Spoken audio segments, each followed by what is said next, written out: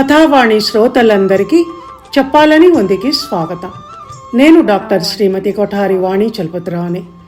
ఈనాటి మన చెప్పాలని ఉందిలో మనిషి మిషన్ అనే ఒక ఆసక్తికరమైన, ఆలోచనాత్మకమైన, ప్రయోజనాత్మకమైన విషయం గురించి మాట్లాడబోతున్నానండి. నేను ముందుగా స్క్రిప్ట్ తయారు చేసుకొని నా స్వరంతో రికార్డ్ చేసి వినిపిస్తున్న ఈ ఆర్టికల్ పేరు మరోసారి మనిషి మిషన్. ఇంకా ఏమాత్రం ఆలస్యం చేయకుండా వెంటనే టాపిక్లోకి వెళ్ళిపోదాం. మనిషి ఒక సృష్టి అద్భుతం. కొన్ని లక్షల కోట్ల జీవరాశుల్లో మేధాజీవి. ఆలోచించే మెదడు, సృష్టికి ప్రతిసృష్టి చేయగల అమోఘమైన జ్ఞానం, బోలెడు విషయ పరిజ్ఞానం కలవాడు. మనిషి తలుచుకోవాలే కానీ తను చెయ్యలేని పనంటూ లేదు. ఆకాశానికి నిచ్చెనలు వేయగలడు. ఇంద్రలోకంలో ఉన్న స్వర్గానికి నకలు లాంటి మరో స్వర్గాన్ని సృష్టించగలడు. బొందితో కైలాసానికి వెళ్ళగలడు. వగైరా వగైరా. ఇవన్నీ ఒకప్పుడు జరిగినట్టు మన పురాణ కథలు చెబుతున్నాయి. వాటిని ఆధారంగా చేసుకుని ఒక పౌరాణిక సినిమాలో ఓ సినీ పాటల కవి మనిషి వైభవాన్ని ఇలా వర్ణించాడు. మానవుడే మహనీయుడు, మానవుడే మహనీయుడు, శక్తియుతుడు యుక్తిపరుడు, మానవుడే మాననీయుడు అంటూ. ఎంతటి జ్ఞాన భాండాగారం అంటే అది వేదాలను పుక్కిటబట్టి వల్లెవేసిన జ్ఞానం. 18 పురాణాలను ఒక్క వ్యక్తి ఒక్క చేత్తో రాయగలిగినంత జ్ఞానం. తత్వజ్ఞానాన్ని, నీతి శాస్త్రాన్ని, గణిత శాస్త్రాన్ని, వైద్య విద్యా శాస్త్రాలను లోకానికి బోధించిన జ్ఞానం. అప్పటి జ్ఞానమంతా కేవలం గురుకులాలలో గురుముఖత విన్నవి, గ్రహించినవి, వల్లెవేసినవి, ధారణ చేసినవి అంతే. ఇప్పట్లా పేపర్ మీద పెన్నుతో రాసినవి కావు. రామాయణ, మహాభారత, భాగవతాలు, పురాణాలు మాత్రం అతి కష్టం మీద, తాటాకు గ్రంథాల మీద గంటంతో సంస్కృతంలో రాయబడినవి. తపస్సంపన్నులైన ఋషులు, మహర్షుల చేతిలో సంస్కృత తెలుగు భాషలు అంగరంగ వైభవంగా వెలసిల్లుతూ అంతరిక్ష శాస్త్రం, భూగర్భ శాస్త్రం, సముద్ర గర్భ శాస్త్రం, చతుర్దశ భువనాలు అంటే 14 లోకాలలో ఎక్కడ ఎలా ఉందో, ఎవరున్నారో ఆ సమాచారం, గగనతల ప్రయాణాలు, వాయుభక్షణం, కఠోర నియమాలతో కూడిన తపస్సులు, యజ్ఞయాగాలు అంటూ ఇలా ఎన్నో గొప్ప పోకడలు పోయింది. వీటన్నింటి గురించి చెప్పాలంటే వీటితోనే వీడియో పూర్తవుతుంది కనుక క్లుప్తీకరిస్తున్నాను. అంతటి అద్భుతమైన మనిషి జ్ఞాన సంపద, ఆ తర్వాత అది ఎన్నో పరిశోధనలు, ప్రయోగాలకు దారితీస్తూ ప్రపంచం దిశను, దశను మార్చే కొత్త కొత్త వస్తువుల ఆవిష్కరణ జరిగింది. పురాణాలలోనే ఎప్పుడూ చెప్పబడిన దూరశ్రవణం, దూరదర్శనం, టెలిఫోన్, టెలివిజన్గా, పుష్పక విమానం, ఏరోప్లేన్గా ఆవిష్కరించబడ్డాయి. అయితే ఇక్కడ ఉన్న ఒక తేడాను మనం గమనించాలి. అప్పుడు అవన్నీ ఏ పెట్రోలు, డీజిలు, చిప్స్ ఇవేవీ లేకుండా మంత్రశక్తితో నడిచాయి. ఇప్పుడేమో మానవ మేధస్సు పోయిన వంకర్లు కారణంగా యంత్రశక్తులుగా రూపాంతరం చెందాయి. తప్పులేదు. కాలం వెంట మనిషి అన్నట్టు మనిషి ఆలోచన విధానంలో లభ్యమవుతున్న కొత్త కొత్త వనరులలో వచ్చిన మార్పుల వల్ల ప్రతి ఒక్కటి శారీరక శక్తితో కాకుండా ఇప్పుడు మిషన్ పవర్తో నడుస్తున్నాయి. 10 మంది మనుషులు 1 గంట శ్రమించి చేసే పనిని ఒక మిషను 1 నిమిషంలో చేస్తున్నప్పుడు అనవసరంగా మ్యాన్ పవర్ని, మనీని, టైంని ఎందుకు వృధా చేసుకుంటాడు మనిషి? ఆ ఆలోచన విధానమే, ఆ సౌకర్యమే మనిషిని సుఖానికి, సోమరితనానికి, జల్సాలకు అలవాటు చేసింది. మార్పు మంచిదే, కావలసిందే. కానీ అది అతి అయినప్పుడు, దాని మీద ఒక ఆధిపత్యం, నియంత్రణ అనేవి లేనప్పుడు మనిషి సుఖాలతో పాటు కష్టాలను, లాభాలతో పాటు నష్టాలను ఎదుర్కోక తప్పదు. కొత్తదనం కావాలి, అభివృద్ధి జరగాలి అనుకున్నప్పుడు పాత వాటిలోని మంచిని, ఆ జీవన విధానంలోని ఆరోగ్య నియమాల తాలూకు ఉనికిని కోల్పోక తప్పదు. అవ్వా కావాలి, బువ్వా కావాలి అంటే కుదరదు. ఆటో రిక్షాలు వచ్చాక సైకిల్ రిక్షా కార్మికులు ఉపాధిని కోల్పోయారు. కార్లు వచ్చాక మనిషి నడకన మర్చిపోయి రోగాల పాలవుతున్నాడు. నగరీకరణ వచ్చాక పాడి పంటల పల్లె సంస్కృతి కనుమరుగైపోయింది. ఆర్టిఫిషియల్ మిషన్ మేడ్ వస్తువులు వచ్చాక మనిషి చేసిన అసలు వస్తువులకు గిరాకీ తగ్గి కుటీర పరిశ్రమలు మూలన పడ్డాయి. ఫేక్ ఎగ్స్ మార్కెట్లోకి వచ్చాక పల్లె నాటుకోళ్లు గుడ్లు పెట్టడం మానేశాయి.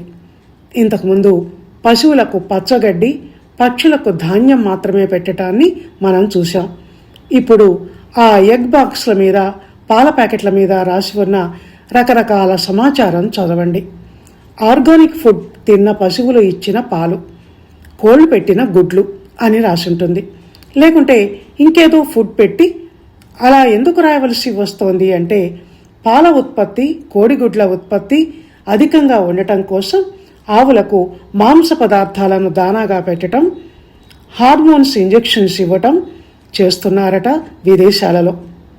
కోళ్ల విషయంలోనూ అంతే. మన దేశంలోకి కూడా ఆ విష సంస్కృతి అక్కడక్కడా ఉందని విన్నాను. ఆ పాలు తాగటం, ఆ పెరుగు తినటం వల్లనే ముక్కుపచ్చలారని ఆడపిల్లలు 10 ఏళ్లకే పెద్ద మనుషులు అవుతున్నారు. కౌమార ప్రాయంలోనే యవ్వనవతులు అవుతున్నారు. ఆ కారణంగానే సర్టెన్ ఏజ్ వచ్చేదాకా వాళ్ళ శరీర ధర్మాలు ఓపిక పట్టలేక సెక్స్ కోసం స్కూల్ గోయింగ్ దశలోనే ఆరాటపడుతున్నాయి. ఇంకా ఈ బలవంతపు అధిక ఉత్పత్తుల దిగుమతి కారణంగా అటు పశువులు, పక్షులే కాదు, ఆ ఆహారాన్ని తిన్న మనుషులు కూడా వింత వింత వ్యాధుల బారిన పడుతున్నారు. ఇక క్యాన్సర్లు అయితే ఇప్పుడు అదొక కామన్ డిసీజ్ అన్నట్టు అయిపోయింది. మనిషి సహజత్వాన్ని మరిచి కృత్రిమత్వం వెంట పరుగులు పెట్టడం అనేది ఎప్పుడు ప్రారంభమైందో, మానవ శక్తిని, మానవ మేధస్సును త్రోసిరాజని మిషన్ పవర్కి ఎప్పుడు దాసోహం అయ్యాడో అప్పుడే సమాజంలో అనూహ్యమైన, అవాంఛితమైన మార్పులు చోటు చేసుకుంటున్నాయి. ఇంతకుముందు కొంత మనిషి శక్తి, కొంత మిషన్ శక్తి అన్నట్టు కనీసం స్విచ్లు వేయటానికైనా లేచేవాడు. ఇప్పుడు చేతిలోకి రిమోట్ కంట్రోల్ రావడంతో కూర్చున్న చోటు నుంచే ఆపరేట్ చేసి బద్ధకస్తుడు, సోమరి అవటమే కాక శరీరాన్ని వ్యాయామానికి దూరం చేస్తున్నాడు. ఒళ్ళో కంప్యూటర్ పెట్టుకొని టెక్నాలజీ సహాయంతో రాజభోగాలు అనుభవిస్తున్నాడు. ఇంతకుముందు రాజులకు దాసదాసీలు సేవలు చేస్తే ఇప్పుడు కంప్యూటర్ టెక్నాలజీ సేవలు చేస్తోంది.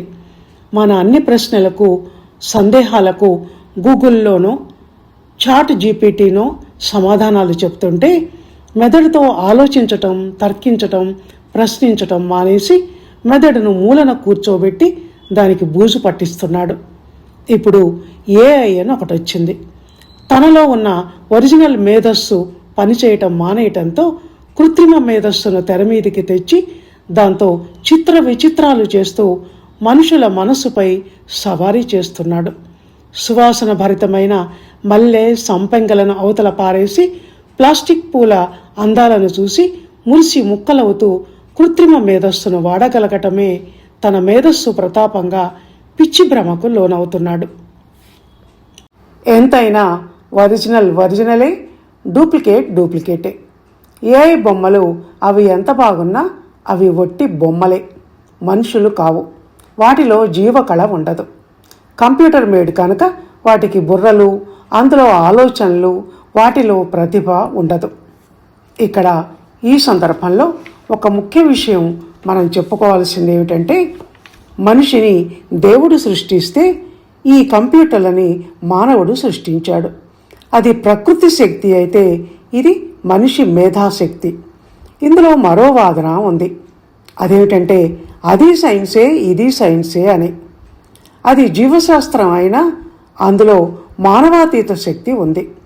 ఒక స్త్రీ, ఒక పురుషుడు లైంగికంగా కలిస్తే పిల్లలు పుడతారన్నది అందరికీ తెలిసిన సైన్స్ అయితే, పిండ దశలో ఆ జీవికి కాళ్ళు, చేతులు వంటి బయటి అవయవాలు, గుండె, కాలేయము, ఊపిరితిత్తులు వంటి లోపలి అవయవాలు ఎలా ఏర్పడుతున్నాయి, ఎవరు ఏర్పరుస్తున్నారు, అది సైన్సే అయినప్పటికీ అన్నది ప్రశ్న.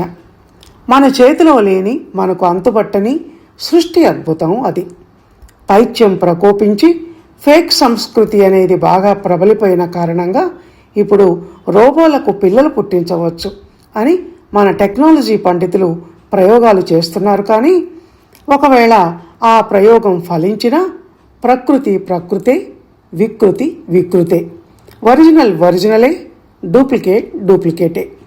అమ్మకు పుట్టిన బిడ్డ మనిషి అయితే రోబోకు పుట్టిన బిడ్డ అది బిడ్డ కాదు, ఒక లోహపు బొమ్మ, రక్తమాంసాలతో మేధస్సుతో ఉన్న జీవి కాదు. ఇంకొన్ని యుగాల తర్వాత కూడా యంత్రం మనిషిని కానలేదు. ఒకవేళ కృత్రిమంగా కన్నా రెండింటికి తేడా ఉంటుంది. ఆ తేడా ఏంటో సంక్షిప్తంగా చూద్దాం. రోబోలు అవి మిషన్లు. వాటికి స్వంత బుర్రలు, అందులో ఆలోచనలు, ఆ యంత్ర శరీరంలో స్పందనలు, అనుభూతులు ఉండవు. అవి మనం ఎలా ప్రోగ్రామింగ్ చేస్తే అలా పనిచేస్తాయి.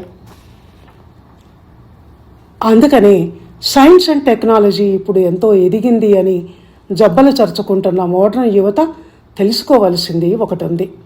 మనిషి మేధ కన్నా ఫాస్ట్గా వర్క్ చేస్తుంది, అందమైన బొమ్మల్ని ఇస్తుంది ఏఐ అని సంబరపడిపోయే యంగ్ జనరేషన్ అర్థం చేసుకోవలసింది అదే. ఇలా అంటున్నానని నేను ఏఐని తక్కువ చేసి మాట్లాడటం లేదు. ఏఐ అన్ని రంగాల్లోనూ ప్రవేశించి ఇంకా అద్భుతాలు చేస్తుంది ముందు ముందు అని మన ప్రధాని సైతం ప్రశంసించారు. అంటే అర్థం సైన్స్ అండ్ టెక్నాలజీ లేనిదే ఇప్పుడు ప్రపంచమే లేదు అని. సర్వ ప్రపంచం దాని మీదే నడుస్తోందో అన్నది ఎవరూ కాదనలేని సత్యం. అలా అని మానవ మేధస్సును, కృత్రిమ మేధస్సును ఒక్క ఘాటన కట్టయ్యొద్దని అంటున్నాను. బుద్ధిజీవి మరియు హృదయజీవి అయిన మనిషి జీవితం పొద్దున లేచి మళ్ళీ రాత్రి పడుకోబోయే వరకు అడుగడుగున నిమిష నిమిషానికి అనుభూతులతో నిండినది, స్పందించే స్వభావం కలది. మానవ సంబంధాల మధ్య ఫీలింగ్స్, భావోద్రేకాలు, భావోద్వేగాలు ఇవన్నీ అత్యంత సహజం. మెదడు తెలివికి సంబంధించిందైతే హృదయం భావాలకు సంబంధించింది. పిడికెడంత ఆ గుండెలో ప్రేమ, ఆప్యాయత, అనురాగాలు, అనుబంధాలు, ఆవేశం, కోపం, చిరాకు, ద్వేషం, ఉద్వేగం, మంచి చెడుల విచక్షణ, ఇలా ఎన్ని భావాలు. అవి లేకపోతే మనిషి జీవితం లేదు. ప్రేమోద్వేగం కలిగినా, దుఃఖోద్వేగం కలిగినా మనకు అత్యంత సమీప వ్యక్తిని స్పర్శిస్తే, కౌగిలించుకుంటే ఆ స్పర్శ సుఖం లేక ఆ స్పర్శ ఇచ్చే భరోసా మనసుకు హాయినో ఉపశాంతినో కలిగిస్తుంది. ఒక రోబోని కౌగిలించుకుంటే ఆ ఫీలింగ్ వస్తుందా? ఒక అందమైన అమ్మాయిని చూస్తే అబ్బాయికి, అబ్బాయిని చూస్తే అమ్మాయికి మనసులో ఓ మధుర భావన, ఓ పులకింత కలుగుతాయి. ముట్టుకోవాలని, ముచ్చటించాలని, అత్యంత సమీపంలో కూర్చోవాలని అనిపిస్తుంది. కౌగిల్లో ఒదిగిపోవాలని అనిపిస్తుంది. ఈ భావాలు ఒక మనిషి, ఒక రోబో మధ్య సాధ్యమా? రక్తమాంసాలున్న మనిషికి, శరీరం లోపల హార్మోన్స్ పనిచేస్తున్న మనిషికి, లోపలంతా ఇనుపరేకులు, యంత్రాలు నింపుకున్న రోబోకు తేడా లేదా? ఇంత చెప్పాక మనిషికి, మిషన్కు ఉన్న తేడా కొంతైనా ప్రతిపాదించబడిందనే అనుకుంటున్నాను. ఇలా చెప్తూ పోతే దీనికి అంతం అంటూ ఉండదు కనుక, ఇంతవరకు మీరు విషయాన్ని గ్రహించే ఉంటారు కనుక మిగతాది మీ ఆలోచనకు వదిలేస్తూ ఇక సెలవు తీసుకుంటాను. ధన్యవాదాలు.